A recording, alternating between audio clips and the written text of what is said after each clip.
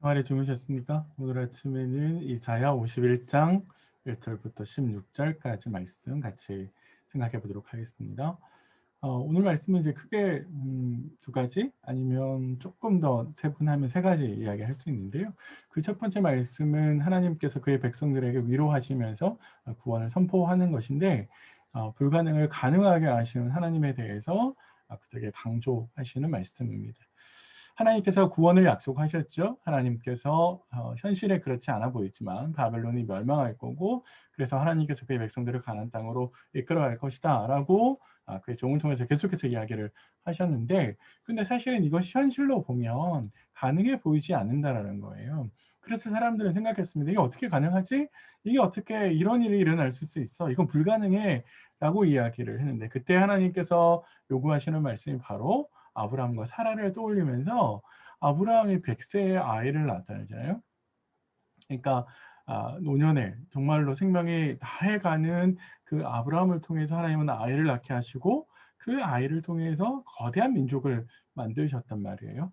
바로 아브라함이 하나님을 믿었을 때 그렇게 불가능한 일들이 가능해졌다라고 하는 것을 되새기면서 바로 하나님의 말씀의 능력, 창조적인 능력, 현실을 바꾸는 그 하나님의 능력을 신뢰하라고 요구하는 것이죠. 마땅히 그 말씀을 따라 신뢰하러 갈때 당연히 어렵고 힘든 일들이 생길 수 있죠. 왜? 현실은 그렇지 않으니까요. 그래서 의를 따를 때 만나는 모욕을 기꺼이 감내해야 된다. 왜? 결국에 그렇게 하나님의 말씀을 따라갈 때 구원이 우리에게 주어질 것이고 반대로 우리를 핍박하고 우리를 모욕하는 사람들에게는 망하는 하나님의 징계가 있을 거다라고 하는 이야기를 해주고 있습니다. 그래서 결국에 현실에 겁먹지 말고 현실에 움츠러들지 말고 하나님의 말씀을 믿고 신뢰해서 잘 따라와야 된다라고 하는 이야기를 첫 번째 하시는 것이고요.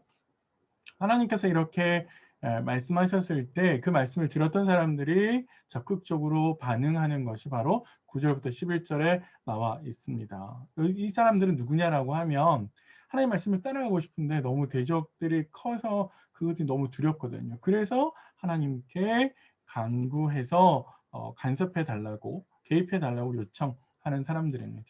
그들은 하나님의 놀라운 능력을 되새기죠. 하나님께서 천지를 창조하셨을 때 태초에 혼돈을 상징하는 라합이라는 것과 용, 이 둘은 혼돈을 상징하는 괴물이거든요. 그런 괴물들의 이름입니다. 그리고 하나님은 다시 홍해도 마찬가지로 혼돈을 상징하는 거거든요. 근데 하나님께서 통제하시고 가르셨죠. 바로 하나님께서 그때 그렇게 일으키셨던 하나님의 역사를 기억하면서 그때 그 역사가 그 시대에만 머무는 것이 아니라 지금 여기 오늘 우리가 살아가는 이 시대에도 일어나게 해달라고 강구하는 겁니다. 보세요. 이 사람들이 하나님의 능력을 믿고 하나님께 간구하고 있잖아요. 우상에게 매달리는 것이 아니라 하나님께 매달리고 있다라고 하는 점이 중요한 지점으로 우리가 생각할 수 있고요. 내용의 세 번째는 바로 그러한 간구에 하나님께서 응답하시는 것이 12절부터 16절입니다. 응답하시면서 하나님은 왜 계속 두려워하느냐라고 책망하시는데 그 두려워하시는 이유는 책망하신 이유는 뭐냐면 자꾸 사람들이 꽃과 같은 풀과 같은 하나님께서 익힘으로 불어버리면 말라버릴 그런 풀과 같은 인생 즉 바벨론을 너무 두려워한다는 거예요. 사실 하나님의 입장에서 보면 바벨론은 별거 아닌데 자꾸만 그런 바벨론을 두려워하고 더 나아가서 그런 바벨론을 두려워하는 마음이 너무 커서 하나님을 잊어버린다라고 이야기하십니다. 자꾸 우리는 현실이 너무 크게 보이기 때문에 그 현실을 바꾸실 하나님을 보지 못하시는 거죠. 그러면서 하나님은 약속해 주십니다. 내가 구원을 이루겠다라고 이야기하시고 그 구원을 행하시는 여호와 하나님 어떤 분이냐면 바다를 휘저어서 그 물결을 뒤흔드시는 분, 곧 혼란을 통제하실 수 있는 분이시고 학대자의 분노, 바벨론을 이야기하겠죠. 그 바벨론의 분노로부터 충분히 보호하시고 지키시는 분이다라고 계속해서 그들에게 각인시켜 주십니다. 오늘 그렇게 이제 세 가지 내용을 봤었는데요. 이 말씀을 우리 삶으로 좀 끄집어들으면 그 첫 번째는 계속 말씀을 신뢰하고 말씀을 따라 살아야 된다라고 하는 점입니다. 계속해서 이사야서 안에서 계속해서 반복하고 있는데요. 현실적인 눈에는 불가능해 보이지만 하나님이 개입할 때는 답이 달라지는 거죠. 아브라함의 예가 바로 그걸 보여주잖아요. 우리가 정말로 비현실적으로 보이는 하나님의 말씀을 듣고 따라가야 되는 또 신뢰해야 되는 이유가 바로 여기에 있습니다.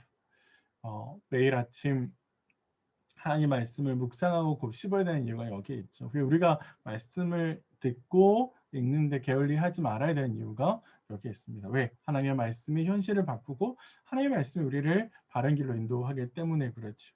현실은 그렇지 않더라도 하나님의 말씀대로 살아야 하는 이유가 여기에 있습니다. 왜? 하나님께서 말씀하신 대로 나중에 결정하실 것이기 때문에 그렇습니다. 어렵고 힘든 시간인데 얼마나 말씀을 더 가까이 하는 시간을 갖고 계신지 모르겠습니다. 한번 돌이켜 보시고요. 늘 말씀을 읽고 가까이 하는 데에 우리가 많은 좀 열정을 쏟았으면 좋겠습니다. 두 번째는 그 백성의 역경을 돌보시는 하나님을 묵상하셨으면 좋겠습니다. 사실 기도라고 하는 것은 말씀대로 살려고 하는 이들의 발버둥이죠. 그게 바로 하나님께 간구하는 거잖아요. 그래서 하나님의 역사가 그때 성경 안에서만 머물지 않고 내 현실에서도 내가 살아가는 일상에서도 현실이 되기를 간구하는 거거든요.